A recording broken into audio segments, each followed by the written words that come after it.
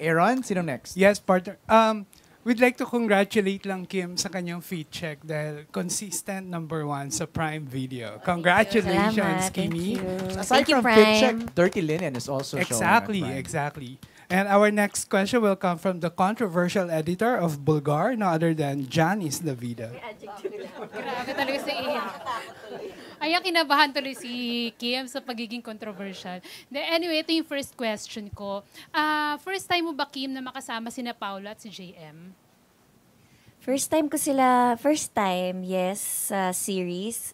Si JM, pangalawang beses na namin magkatrabaho. Si Paolo, ngayong first time, ngayon lang talaga. And pareho sila hindi nagsasalita. So, ayun, yun yung actually yung tanong ko. Ano yung first impression mo sa kanila na nabago or parang nalinlang ka nung nakilala mo na sila? Si JM, hindi talaga siya ganun ka nagsasalita. Dahil mahilig lang siya sa, Mobile Legend.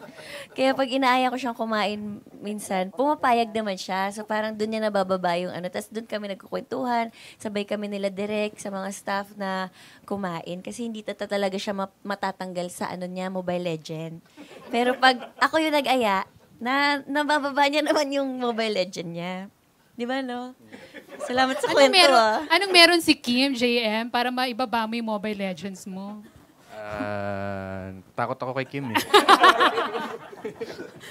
Oo, pero yung mga eksena nyo kasi medyo daring din, di ba? Meron bang, pinractice ba to? Or on the spot? Hindi, si Direk muna.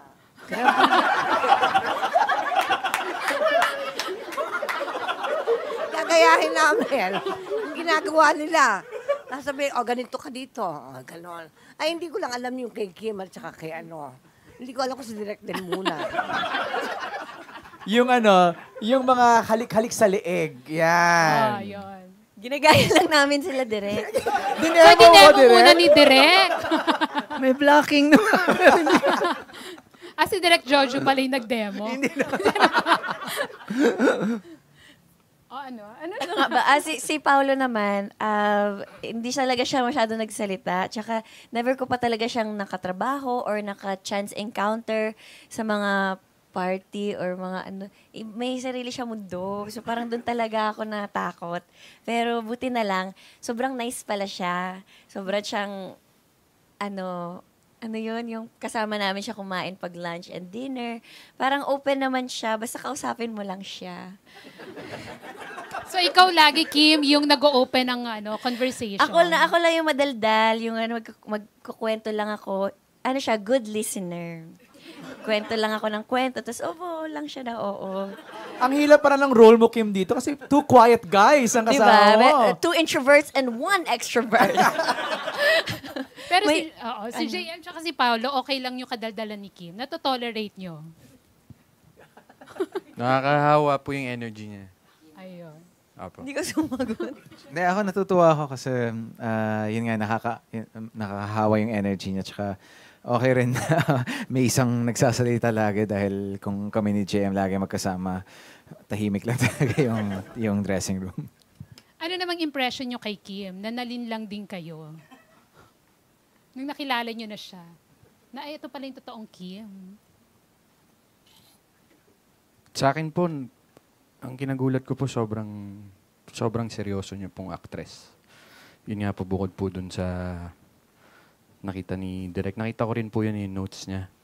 Every time, hindi siya pumapalya sa continuity, emotional continuity, sa character development niya. And nakaka-inspire lang po. And nakakakaba at the same time kasi pag hindi ka pumunta ka sa set na hindi ka aral or hindi ka prepared, baka maligaw ka ng landas. Wow. So, yun po. So honored and happy na makatrabaho po si Kim. Talaga, JM, kinakabahan ka pa kay Kim knowing kung gaano kagaling na aktor? Hindi po. Mata pa lang niya, nagsasalita na siya. Hindi po. Wow. Nag-uusap ang mga mata. Si Pao? Ako naman, ang kinagulat ko kay Kim, mabilis siyang kumilos. Usually kasi, syempre kapag may mga leading ladies or mga actress kang kasama, usually matagal mag-makeup, magbuhok. Si Kim, so isa siya sa pinakamabilis kong nakatrabaho and para sa akin, plus yun dahil parang sa mga ganito, limited lang yung time namin mag-shoot. At niraratsyada yung mga eksena na napaka-convenient na napakabilis rin kumilos nung kasama mo. At hindi lang pag-aayos kasi parang, of course, nag-iiba rin ng mga eksenang ginagawa. So, pati memorization and okay lahat. Di, minsan nga, akala ko nagkakwento na siya. Yung pala, nagbabato na siya ng linya. Huy, sandali lang, hindi ko pa-memorize. Hindi, ginagawa ko yun pang warm-up rin ng mga ka-eksena ko. Parang, kunwari nag-aayos, sasabihin ko na yung lines ko, tapos para mas maging natural, tsaka mas maging, para ma-remind rin sa next sequence. Kaya gabi pa lang kinakabisado ko na pag si Paolo lagi kasama ko. Parang may patribute din sila sa'yo, Kim, ah. Oo nga, birthday ko po. Salamat ah. Ayan, thank you. Yung next question ko kay Miss Maricel. Oo. Being the Diamond Star, at sabi mo nga, excited ka tuwing may gagawin kang project. At this point of your life and career, namimili ka pa po ba ng mga gusto mong makasama sa serye? Hindi naman. Meron akong mga gustong makasama, pero hindi naman ako namimili. Hindi. Ano yung pinipili ng mapiling ina? Diba? Pero meron pong mga in-offer sa inyo na tinanggihan nyo kasi hindi nyo feel. Dahil may mga naririnig kayo attitude-wise. Sa ganyan, wala akong problema. Lagi akong blessed. Tingnan mo naman yung mga anak ko. Parang ako po yung nagkakaproblema pag ganyan kasi parang minsan po may mga sabihin na natin mga batang artista siguro nahihiya. Parang ako po yung nagre-remind, uy, magbigay-pugay kayo kay, or bumati kayo kay inay dahil, di ba, parang sila nagtaguyod nitong industriya. Magbigay man lang kayo ng respeto or magpakilala kayo. Bait ang anak ko, di ba? May tagapagtanggol. Oo. Ayan. Last question ko na lang. I-relate lang din natin dito sa title ng ano nyo. Kasi malalim, mabigat, di ba, linlang. So ano yung first thing in mind nyo nung kung narinig nyo yung title na linlang? Ano yung naaalala nyo about linlang? Nalinlang na ba kayo sa totoong buhay na i-relate nyo dito sa character nyo? And hanggang kailan nyo kayang i-tolerate yung panlilinlang? Ay, naku. Go, Tita Ruby. Mahirap i-tolerate yung matagal na gano'n. Naniniloko ka na. Di ba? Pero alam mo, nandiyan ka pa rin.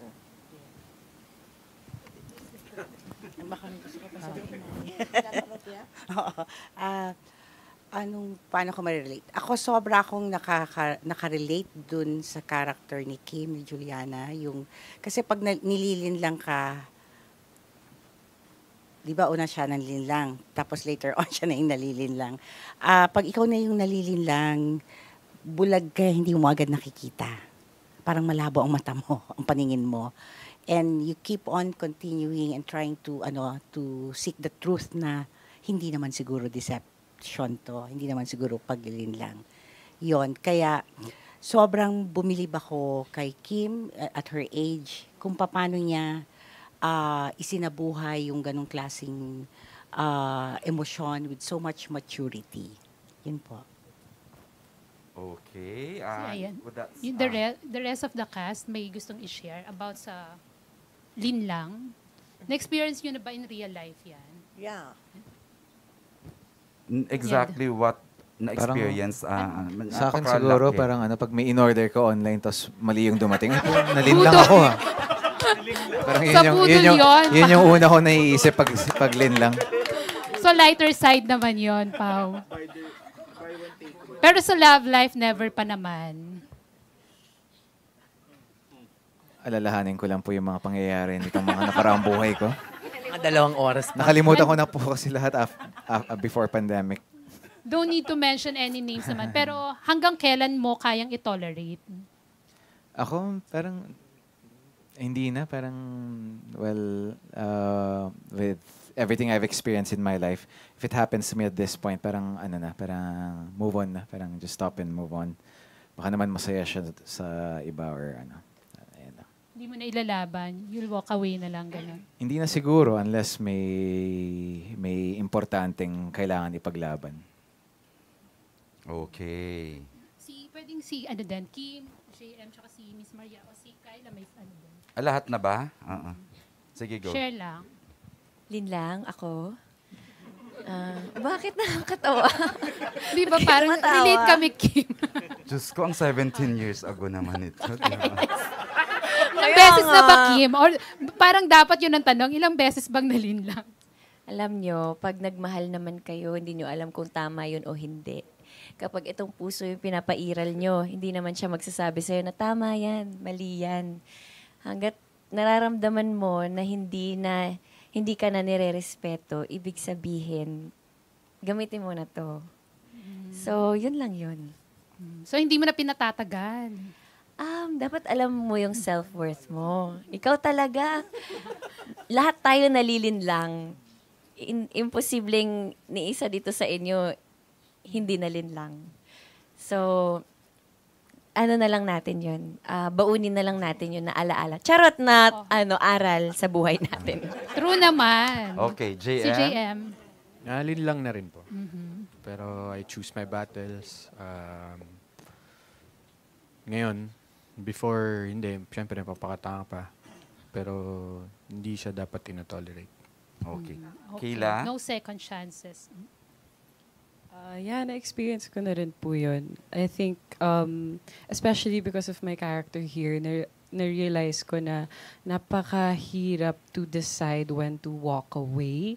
I feel like that's the most difficult kasi syempre pag mahal mo yung tao, you always give them the benefit of the doubt and you always see the good in them first and you hope na ipaglalaban ka nila, diba?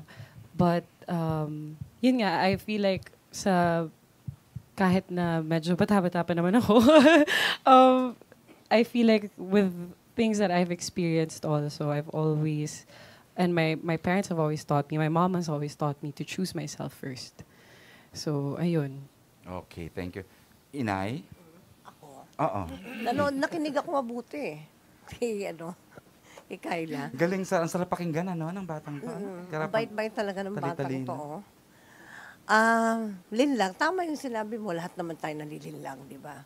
Pero depende sa anong aral nga ang napupulot natin. Ayun. At sana naman, wag naman natin kantahin laging kanta ni Gary V. Andiyan ka na naman. Di ba? Lagi ko na lang Ano kanta pwedeng yun kay tagal mo nang nawala, babalik ka. In fairness Tsaka sa'yo, Nay, naman. sa pagkakaisip mo doon, ha? Kasi, Galing. kasi hirap na ako. Ito na naman ang team song ko. Andiyan ka na naman.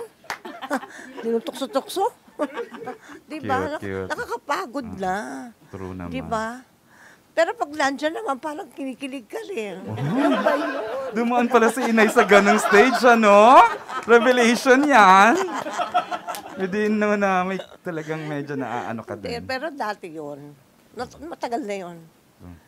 Ngayon okay na ako. Yehey. Hindi na Kasama ng mga anak ko. Okay, thank you. Thank you, Miss Janice. Before I give the microphone to a lady na never nalinlang, Wow! si Melba yata yun.